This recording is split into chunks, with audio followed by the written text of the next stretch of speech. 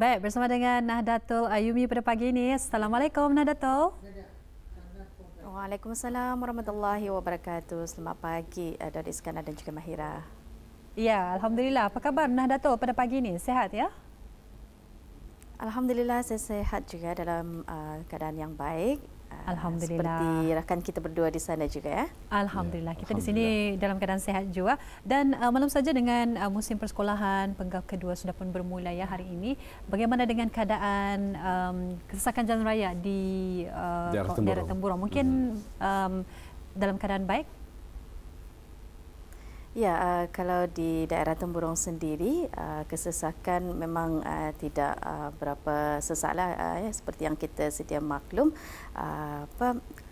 Kesibukan persekolahan hanya kepada mereka yang akan menghadapi peperiksaan tahun ini dan yang lain hanya akan meneruskan pembelajaran di rumah ya. Dan kita mengharap juga kepada para pelajar yang memulakan persekolahan pada hari ini, semoga mereka akan menjalankan pembelajaran dengan baik walaupun dalam keadaan yang berbeza juga dalam norma yang baharu ya. Ya.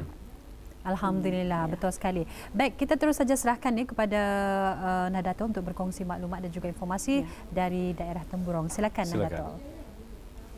Baik, terima kasih rakan kita Daud Iskandar dan juga Mahira di Bandar Seru Begawan. Assalamualaikum warahmatullahi wabarakatuh. Salam sejahtera untuk penonton.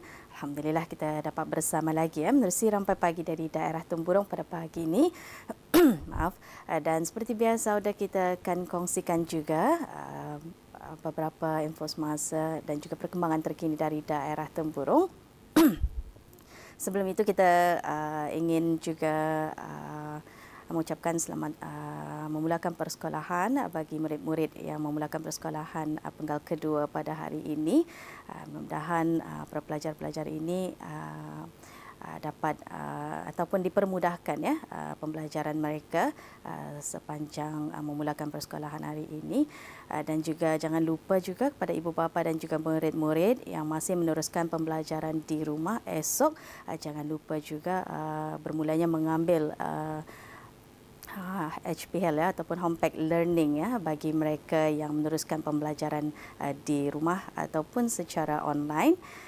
Dan apapun yang kita harapkan, semoga segalanya dipermudahkan dan juga berjalan dengan baik ya. Baik, Audan, untuk seterusnya dari daerah Temburong juga kita telah pun sediakan satu bahan dalam pendekatan rakan setugas kita Siti Zawati baru-baru ini mengenai pembukaan semula masjid setelah ditutup. Kita saksi bersama bahan yang dikongsikan ini.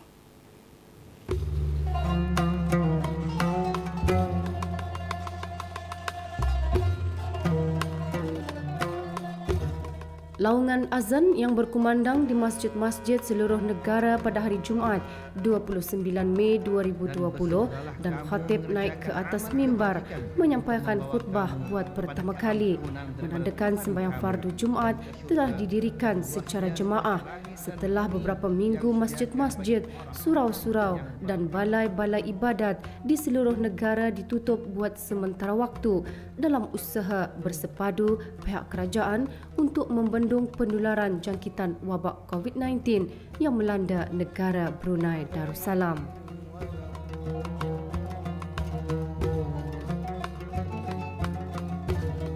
Saya Haji Kamal Zaman bin Kamis, Pegawai Pemantau Unit Aduan dan Pemantauan Masjid Daerah Temburong. Alhamdulillah, sebelum dibuka masjid, pihak masjid dengan Jabatan Hewal Masjid Negara Darussalam telah giat berusaha untuk memastikan keselesaan dan persediaan setiap masjid khususnya di daerah Temburong ini dapat menerima para jemaah dengan selesa. Antaranya ialah membersihkan masjid dan juga menandai saf-saf yang akan digunakan itu dengan penjarakan yang selamat bagi para jemaah. Dan sebelum para jemaah untuk menghadiri ke masjid, perlu juga mereka ingat bahawa mereka perlu mendaftar di Bruhel dan mendapatkan kod warna hijau. Manakala bila sampai masjid mereka perlu juga membawa sejadah dan face mask. Yang mana kegagalan untuk membawa dua perkara ini atau face mask dan sejadah, mereka tidak akan dapat memasuki masjid-masjid di negara Bandar Darussalam ini.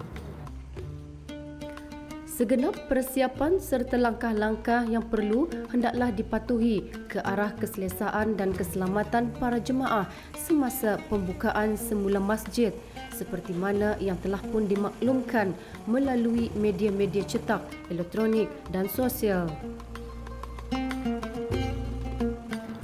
Alhamdulillah,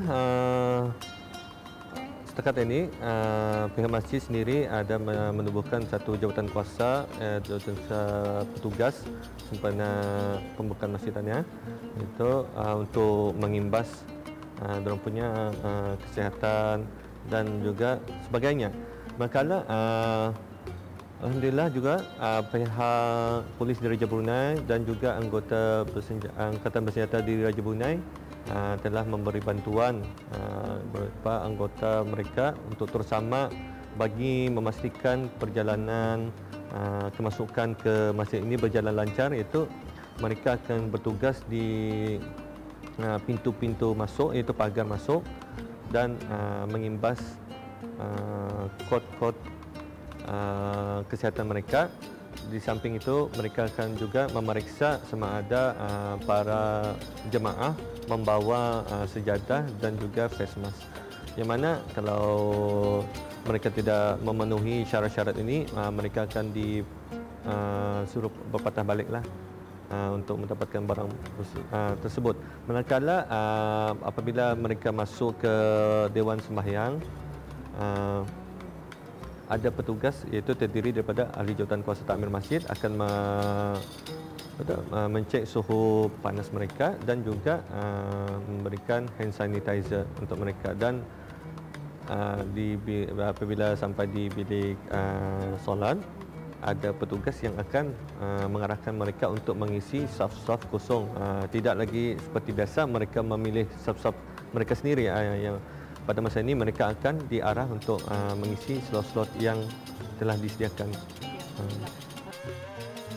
Turut kelihatan para petugas yang terdiri daripada anggota-anggota beruniform iaitu Angkatan Bersenjata di Raja Brunei, ABDB, Pasukan Polis di Raja Brunei, PPDP berada di pintu-pintu utama pagar masjid bagi menjalankan pemeriksaan khasnya bagi para jemaah yang mendaftarkan diri dan menempah slot menerusi aplikasi BroHealth serta pemeriksaan keadaan kesihatan masing-masing.